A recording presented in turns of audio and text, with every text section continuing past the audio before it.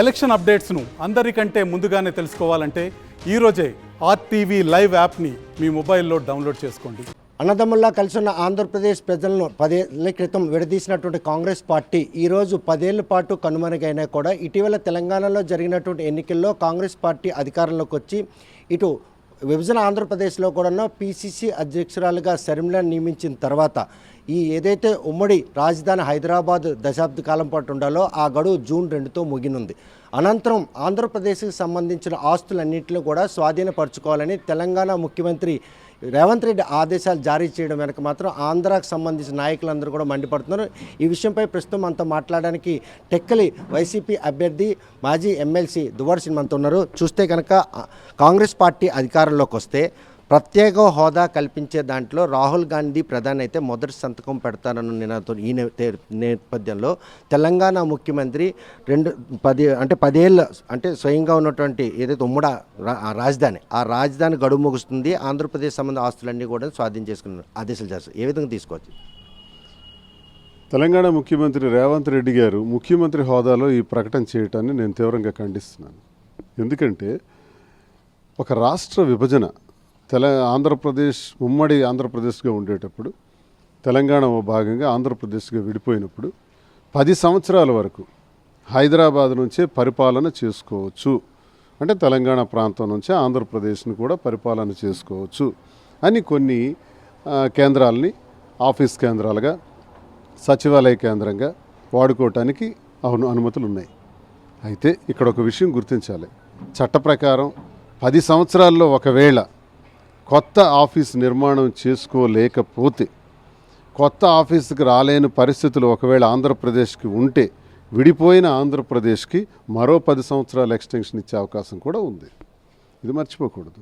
2, మరి రేవంత్ రెడ్డి ఇంత త్వరగా ఆఘమేఘాల మీద ఒకవేళ ఆంధ్రప్రదేశ్కి చెందినటువంటి బాగా ఏవైతే కేంద్రాలు ఉన్నాయో ఆ ప్రాంతాల్లో ఆంధ్రప్రదేశ్ ప్రభుత్వం నడిపించుకోవటానికి ఉన్నటువంటి ఆఫీస్ కేంద్రాలు ఉన్నాయో అవన్నీ మనం స్వాధీనపరచుకోవాలి అని అనేటప్పుడు మరి ఏంటి మొన్న విశాఖపట్నం వచ్చి ఏం మాట్లాడాడు? స్టీల్ ప్లాంట్కి సంబంధించి మరి మద్దతుగా ఉంటాం చాలా పెద్ద కబుర్లు చెప్పాడు కదా. మరి రాహుల్ గాంధీ కూడా చెప్పాడు కదా స్పెషల్ స్టేటస్ ఇస్తామని. మరి స్పెషల్ స్టేటస్ ఇవ్వటానికి ఆలోచించినటువంటి ఈ కాంగ్రెస్ నేతలు ఇంకా కనీసం డేట్ కూడా రాలేదు. డేట్ రాకముందే ఆస్తులు స్వాధీనపరుచుకుంటాం చాలా ప్రాముఖ్యం పెడుతున్నారు ఆంధ్రప్రదేశ్ మీద. అంటే మీరు ఆడినటువంటి మాటలు విశాఖపట్నం స్టీల్ ప్లాంట్లోనూ లేదా ఆంధ్రప్రదేశ్కి మీరు ఇస్తామన్నటువంటి స్పెషల్ స్టేటస్ పచ్చి అబద్ధం అనమాట. దగాకోరు మాటలు ఎన్నికల్లో చెప్పారనమాట. అంతేనా? చూస్తే కనుక 2014 నవ్యాంధ్రప్రదేశ్ ఆవిర్భవించిన తర్వాత రాజధాని లేకపోవడంతో అమరావతి నుండి అంటే హైదరాబాద్ని పరిపాలించాల్సినటువంటి టీడీపీ ఆ రోజు అమరావతి పేరుతో అమరావతిని ఉద్యోగులు తీసి పరిపాలించడం, ఈ 5 ఏళ్ళు వైసీపీ పార్టీ కూడాను ఏదైతే ఆంధ్రప్రదేశ్ సంబంధించిన ఆస్తులు ఉన్నాయో ఆస్తుల పట్ల ఎటువంటి చిత్తశుద్ధి చూపించకపోవడం ఈరోజు అవకాశాన్ని ఒడిసిపట్టుకొని దశాబ్ద కాలం ముగుస్తూ ఉంది. ఎట్టి పరిస్థితుల్లో ఆస్తులను ఎట్టి పరిస్థితుల్లో స్వాధీనం చేసుకుని ఆయన చేసిన ప్రయత్నం ఈ 2 ప్రభుత్వాల వైఫల్యమా? చంద్రబాబు నాయుడు చేసిన తప్పు ఏంటంటే నిర్మాణంలో క్యాపిటల్ అంటే రాజధాని నిర్మాణం పైన స్పష్టమైనటువంటి నిర్ణయం తీసుకొని ఏ ప్రాంతంలో నిర్మాణం చేయాలన్న దానిపై నిర్ణయం తీసుకొని ఆ తరువాత హైదరాబాద్లో ఉన్నటువంటి కేంద్రాలని వెకేట్ చేసేటటువంటి ఆలోచన చేస్తుంటే బాగుండేది. ఇది చంద్రబాబు నాయుడు ప్రతిదీ కూడా చారిత్రాత్మకమైనటువంటి తప్పులే చేస్తుంటాడు. చరిత్రలో అతనంత నీచుడు, దుర్మార్గుడు, దౌర్భాగ్యుడు ఇంకొకటి ఉన్నాడు.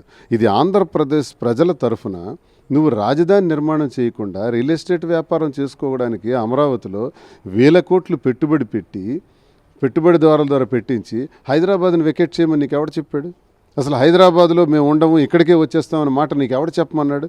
ఇది చంద్రబాబు నాయుడు తాలూకు నెగ్లిజెన్సీ. అంటే అక్కడ ఉన్నటువంటి ఏ కేంద్రాలు అయితే ఉన్నాయో మనకి అది మనం వాడుకోవాల్సిన అవసరం ఉంది. మరొక 10 సంవత్సరాల ఎక్స్టెన్షన్ కూడా తీసుకోవాల్సిన అవసరం ఉంది.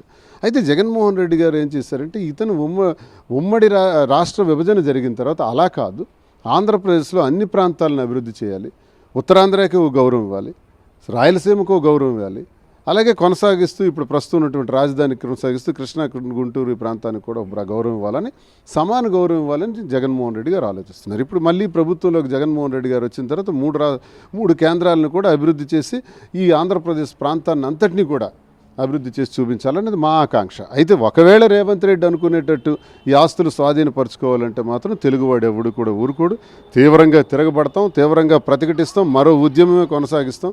దానిపైన ప్రభుత్వాలు ఇంకా నిర్ణయాలు తీసుకుంటే ఈ రేవంత్ రెడ్డి తాలూకు స్టేట్మెంట్ ఏంటన్నది నేను స్పష్టంగా ఇంకా డీప్గా వెళ్ళలేదు. డేటింగ్కి సమీపించక ముందే ఆస్తులను స్వాధీనపరచుకోవాలన్నటువంటి ఆదేశాలు ఏ సంకేతాలను ఇస్తున్నాయి? అన్నదమ్ముల్లో కలిసి ఉన్నాం, అయినా కూడా అన్నదమ్ముల్లో విడిపోదామని తెలుగు రాష్ట్రాలు ఆవిర్భించి నిన్న లేదు మన వైజాగ్ పర్యటనకు వచ్చినటువంటి తెలంగాణ ముఖ్యమంత్రి వైజాగ్ స్టీల్ ప్లాంట్ పర్యటనలో భాగంగా అవసరం అనుకుంటే ఆంధ్రప్రదేశ్కు ప్రత్యేక హోదాని నేనే ముందుంటానని షర్మిలకు భరోసా ఇచ్చిన ఈ తరుణంలో కేవలం ఎన్నికల ప్రచారంలో భాగంగా దాన్ని పాస్పదర్శంగా వాడా? ఇప్పుడు ఎన్నికల పోలింగ్ ముగిసిపోయింది, ఆ తర్వాత ఈ ప్రకటన, ఈ రెండు చూస్తే ఏ విధంగా? సోనియా గాంధీ కానీ, రాహుల్ గాంధీ గారు కానీ, ఇటీవల కాలంలో ఆ పార్టీ చేరిన షర్మిలమ్మ గారు కానీ, లేకపోతే రేవంత్ రెడ్డి కానీ, వీళ్ళందరూ కూడా తెలుగువారి గుండె కోత. రాష్ట్రాన్ని సర్వనాశనం చేసి, నీడ లేకుండా చేసి, తెలుగువారి తాలూకా ఆత్మగౌరవానికి విఘాతం కలిగించి చేసినటువంటి ప్రభుత్వం అది. ఆ పార్టీ కానీ కాంగ్రెస్ పార్టీయే ఈ రాష్ట్రాన్ని చీల్చి సర్వనాశనం చేసింది. కాంగ్రెస్ పార్టీకి ప్రేమ ఎలా ఉంటుంది? ఇప్పుడు కూడా ఆస్తుల్ని తీసుకోవాలి, వెనక్కి తీసుకోవాలని అంటున్నారంటే ముందస్తు ఆలోచనగా ఆ టైం కూడా రాకుండా ఇంకా ఆంధ్రప్రదేశ్ నుంచి ఎటువంటి కనీసం మాకు అడగాలి కదా. మీకు ఇచ్చినటువంటి ఏదైతే కేంద్రాలను మీకు ప్రాంతాలను పరిపాలనా కేంద్రాలుగా ఇచ్చామో ఆ పరిపాలనా కేంద్రాలు 10 సంవత్సరాలు ముగుస్తున్న కారణంగా మళ్ళీ కొంతకాలం కొనసాగించాలనుకుంటున్నారా, లేదా ఇక్కడతో పర్వాలేదు మీ రాష్ట్రంలో క్యాపిటల్ నిర్మాణానికి సంబంధించి ఆయన ఏర్పాట్లు చేసుకున్నారని అడగాలి, ముందు నోటీస్ ఇవ్వాలి. దానికి వీళ్ళు ఎవరు ఇవ్వడానికి రాష్ట్ర ప్రభుత్వానికి ఉన్న అర్హతలు లేవు. కేంద్ర ప్రభుత్వం కూడా దీన్ని స్పందించాలి. కేంద్ర ప్రభుత్వం కూడా ఆ రాష్ట్రాన్ని విభజన చేశాం కాబట్టి ఆ రాష్ట్రం పూర్తి స్థాయిలో అన్నీ ఏర్పాటు చేసుకోగలిగిందా లేదా అన్నది వాళ్ళు కూడా చెప్పాలి. ఇవేవి చెప్పకుండా వాళ్ళ సొంత నిర్ణయాలు చూసుకుంటే తెలుగు వారి అమాయకులు. రాజధాని లేని ఆంధ్రప్రదేశ్లో ఈరోజు ఉమ్మడి రాజధాని హైదరాబాద్ను విడిచి మాజీ ముఖ్యమంత్రి చంద్రబాబు నాయుడు అమరావతి నిర్మాణం జరగకుండా రావడానికి గల కారణాలు ఏమని? మాజీ ముఖ్యమంత్రి చంద్రబాబు నాయుడు కేవలం 2 ప్రాంతాలు చూపించాడండి రాజధాని కోసం. 3వ ప్రాంతాన్ని ఆయన డిసైడ్ అయ్యి రియల్ ఎస్టేట్ వ్యాపారులందరికీ అందులో దించాడండి. ఇప్పుడున్నటువంటి నల్లరేగడి భూముల్లో ఇప్పుడున్నటువంటి 5 కళ్యాణ మండపాలు కట్టాడు కదా, 5 కళ్యాణ మండపాల్లో రియల్ ఎస్టేట్ చేయాలని అనుకొని 5 కళ్యాణ మండపాలని సెక్రటేరియట్గా ఒక చిన్న అసెంబ్లీని, ఒక హాల్ని తయారు చేసి అది అసెంబ్లీగా చూపించి 8,000 కోట్ల రూపాయలు పైచిలకు పెట్టుబడులను పెట్టించి లక్షల కోట్లకి అమ్మాలని ఎత్తుగళ్ళు వేసి సింగపూర్ అని, జపాన్ అని, ఈనాడు పేపర్లో రోజు కూడా ఫోటోలు చూపించి భ్రమ పుట్టించి బాహుబలి అని చెప్పి క్యాపిటల్కి 5 సంవత్సరాల కాలం గడిపేసి నిర్మాణం చేయకుండా రియల్ ఎస్టేట్ వ్యాపారం చేయాలనుకున్నటువంటి దుర్మార్గుడు చంద్రబాబు నాయుడు. అందుకే హైదరాబాద్ని అక్కడి నుంచి తరలి వచ్చేస్తున్నాను, నేను నిర్మాణం చేస్తానని అబద్ధాలు ఆడాడు. కేవలం వ్యాపారం కోసం మాత్రమే ఆంధ్రప్రదేశ్ని తాకట్టు పెట్టిన దుర్మార్గుడు చంద్రబాబు నాయుడు. ఒకవేళ ఆగమేఘాల మీద ఎందుకు పరిపాలన మార్చాల్సి వచ్చింది హైదరాబాద్ను? ఇదే స్వార్థం. ఆంధ్రప్రదేశ్లో ఆస్తిని క్యాపిటల్ పేరుతో చేజిక్కించుకోవాలంటే అక్కడ విడిచిపెట్టేశానని చెప్పి ప్రజలకు మభ్యపెట్టాలి, మోసం చేయాలి. చంద్రబాబు నాయుడు క్యాపిటల్ నిర్మాణం చేస్తున్నాడు, బాహుబలిలా కడుతున్నాడు అని మేము అందరం అనుకోవాలి, ఆంధ్రప్రదేశ్ ప్రజలందరూ అనుకోవాలి. కాబట్టి అక్కడ విడిచిపెట్టేసినా పర్వాలేదని మేము సంతోషపడాలి. విడిచిపెట్టి ఏం సాధించావు? రేవంత్ రెడ్డి చేసినటువంటి ఈ ఆదేశాల జారీ విషయంలో రేపు ఆంధ్రప్రదేశ్ నుండి ఎటువంటి ప్రతిఘటన ఎదురుకాపోతుంది? ఎన్నికల ఫలితాలు కూడా జూన్ 4వ తేదీన రాకుండా జూన్ 2వ తేదీన ఆస్తులు స్వాధీనం చేసుకున్నారు. 4వ తేదీన వచ్చే ప్రభుత్వం ఈ విషయంపై సీరియస్గా తీసుకుందని అనుకుంటున్నారు? రేవంత్ రెడ్డి అభిప్రాయం చెల్లదు, అది రాజ్యాంగ చట్టబద్ధం కాదు. అతను ముఖ్యమంత్రిగా చెబితే చెప్పొచ్చు కానీ ఇది చెల్లదు. ఒకవేళ అదే జరిగే పరిస్థితులు ఉంటే ప్రతి తెలుగువాడు కూడా తీవ్రంగా ప్రతిఘటిస్తాడు. అందులో మరి తేడా లేదు. మళ్ళీ ఒక ఉద్యమం స్టార్ట్ అవుతుంది. చూస్తే కనుక హేతుబద్ధంగా విభజించినట్టు ఆంధ్రప్రదేశ్కి మాత్రం దశాబ్ద కాలం పాటు ఉమ్మడి రాజధానిగా హైదరాబాద్ ఉండాలని చెప్పి కేంద్ర ప్రభుత్వమే సూచించింది. విభజన హామీలు కూడా నెరవేర్చకుండా ఇప్పటికీ ఆంధ్రప్రదేశ్లో రాజధాని నిర్మాణంతో పాటు కార్యాలయ నిర్మాణం జరిగినటువంటి ఈ క్రమంలో హైదరాబాద్లో ఉన్నటువంటి ఆ ఆస్తులను స్వాధీనపరచుకోవాలని రేవంత్ రెడ్డి చేసినటువంటి ఆదేశాల విషయం మాత్రం అవి చెల్లుబాటు కావు. ఈ విషయంలో కేంద్ర ప్రభుత్వం ఇన్వాల్వ్మెంట్ ఉంది. రేపు జూన్ 4వ తేదీన ఫలితాలు వచ్చిన తర్వాత 2వ తేదీన ఆస్తులు స్వాధీనం చేసుకోవాలని చెప్పిన చెప్పినటువంటి ఆదేశాలతో మాత్రం వచ్చే ప్రభుత్వం ఆలోచిస్తుంది.